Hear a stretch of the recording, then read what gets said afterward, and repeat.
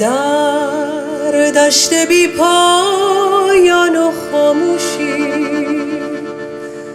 من تک درخت خشک زردم،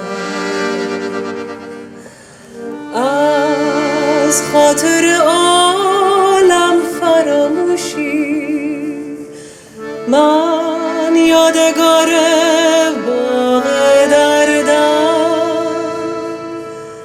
نفرین بر سر گذشتم که از آن پژمرده گشتم، هر برگ من افسانه ای دارد، غمها و شادی ها هر دم به یاد دارد، اشک شبها بر دامانم بارد، دیدارم شادی آرد رنگی از غم ندارد، خوش باشد این دنیای خاموشم.